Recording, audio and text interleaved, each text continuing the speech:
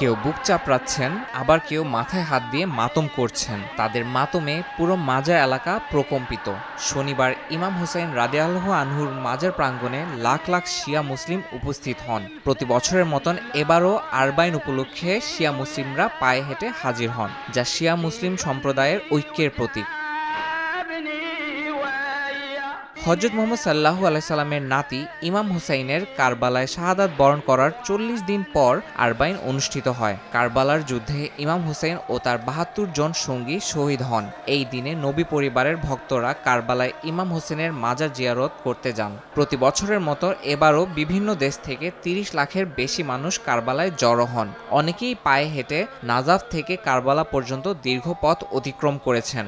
গাজার চলমান সংঘাত এবং গত মাসে তেহরানে হামাস নেতা ইসমাইল হানিয়ার নিহত হওয়ার ঘটনার কারণে এবছর আরবাইন শোক ও উদ্বেগে আচ্ছন্ন ছিল।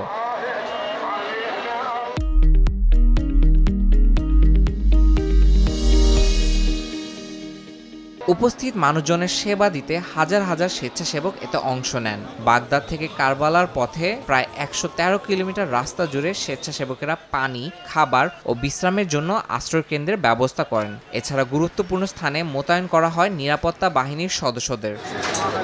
ইয়াসিন মোহাম্মদ জিসান, সময় সংবাদ।